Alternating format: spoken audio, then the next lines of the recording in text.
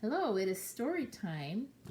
And do you remember how I told you before when I showed you that picture of George Washington that he is also on some of our money or our currency that we use in the United States because he was a special man. He was our first president. So here is a picture of a $1 bill, and you can see him right there. So our $1 bill is probably the most common, so they put him on there because they thought we want everyone to see him a lot. And not only that, he's not only on the $1 bill, he is also on a coin, which is our quarter. You see him there? And get it so the light you can see. So you can get your own quarter and look, and there is his image right there. And he gets to be on the quarter because we use those a lot too. And not only was he our first president, but he was also the person who was the general who helped us win the Revolutionary War so we could be our own country and fight against and he helped win the fight against the king. So here's a book that we're doing today. It's called George Washington. And here he is at the beginning. Oh, it's called A Picture Book of George Washington. It's by David A. Adler. John and Alexander Wallner are the ones who drew the pictures. There was no cameras back then. So there's when he's older and he's involved in politics. This book starts out when he was just a little boy. There's a picture. Do you think that he liked to fish? I think maybe he did. It says that he lived next to a river.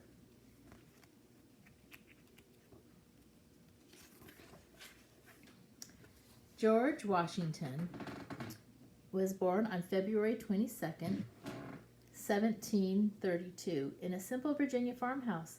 At that time, Virginia was an English colony. So that was what they called the states when they were part of the King's kingdom. They were just colonies. And after they became a country, then they became states. He lived in Virginia, which is one of the 13 original ones. At that, let's see, young George liked to fish. So we saw that in the picture. And go boating.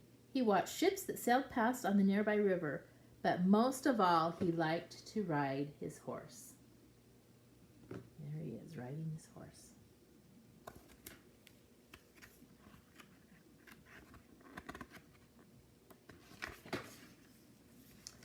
George learned to read and write in school. He practiced his handwriting by copying lists of rules such as keep your fingers clean and think before you speak. But his favorite subject was arithmetic.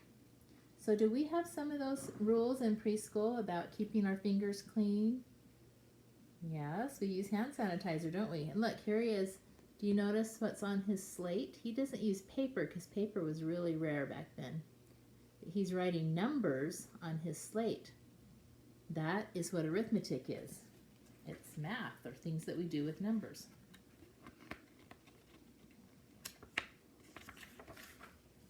When George was 11, his father died. George helped his mother run their farm and watch his younger brother and sisters. One day, George found some surveying tools that had belonged to his father. He used them to measure and map a turnip field and a pine forest. He liked surveying. So surveying is a tool that you use to measure and map land. So he started doing that when he was very young, using his father's tools. At 16, George was very tall and looked much older. He was given a job surveying land in the Virginia wilderness. So now he's going to do more than just his own farm. He's going to do the whole Virginia wilderness, the places where people weren't living yet in Virginia. And he would make maps of them so people would know what was there.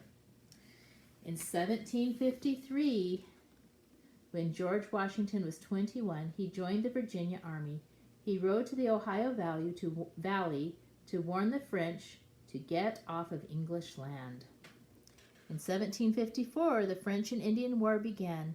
George Washington fought on the side of England. He led Virginia's soldiers against the French. George was known as a brave and good leader throughout the 13 American colonies.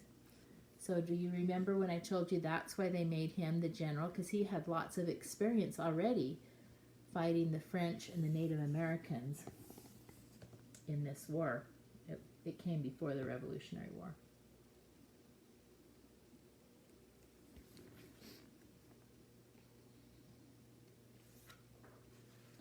When George was 26, he fell in love with Martha Custis. She was a wealthy widow with 2 children. They married and moved into Mount Vernon, the Virginia home and farm which had once belonged to George's brother. There they are, coming to their new house. There it is, Mount Vernon.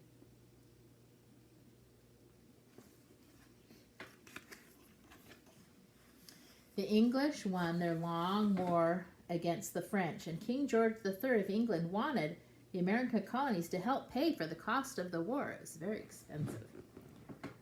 But the American colonists, so he taxed them. So remember, he made them pay taxes. American colonists refused to pay the taxes. In Boston, colonists dumped the tea into the harbor rather than pay the tax on it. So there they are, dumping the tea into the harbor. And they dressed up like Native Americans so that they hoped that people wouldn't think it was them, but they knew it was the people who lived in Boston. In April 1775, fighting between England and her American colonies began near Boston, at Lexington, and at Concord, Massachusetts. 1 month later, leaders of the 13 colonies met in Philadelphia. George Washington was chosen to lead the Continental Army.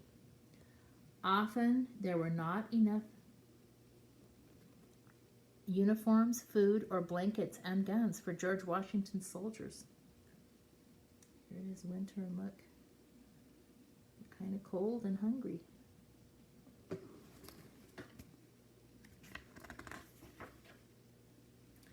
The war lasted for 8 years. George Washington and the Continental Army fought bravely. And in 1783, when the American colonies won the war, George Washington was a hero. There they are, celebrating that they won the war. But that was a long time, 8 years. The 13 colonies became 13 states. They joined together and formed a government. But it was weak. In 1787, a new government was formed with a Congress, a Supreme Court, and a president. George Washington was the best known, most loved leader in America. He was elected the first president of the United States of America in 1789. He was re-elected in 1792. So he served 2 terms, which is 8 years.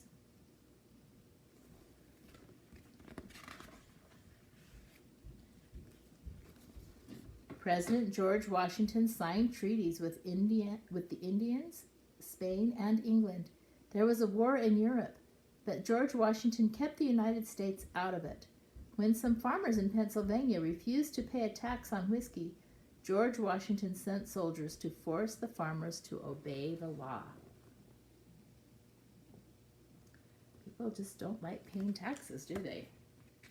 But we have to have some taxes because that's how our government is run. That's how they buy the food and clothing for the soldiers that kept them safe and even made them a country. In 1797, after 8 years as president, George Washington returned to his home at Mount Vernon. Each morning he rode across his large farm on horseback. So even as an older man, he still likes to ride his horse. Sometimes he rode 15 miles north of Mount Vernon to watch the building of a new city. It would be the capital of the United States, and it would be named after him. They named it Washington, D.C. It would be called, Washington, D.C. So right across the way from where he lived. They were building the White House, which is where the president lives today, and a district. It's called a district. It wasn't a state, it was a district where the government would be. Then in 1799, George Washington became ill and died. He was 67 years old. George Washington was a great leader. He has been called the father of our country. It has been said that George Washington was first in war, first in peace, and first in the hearts of his countrymen. It shows a picture of him. What is he looking at? He's looking at an eagle and rivers. He didn't even know how big our country was going to grow, did he? At that time, there was still only 13 states. All right, that is our story for today. I hope you enjoyed it.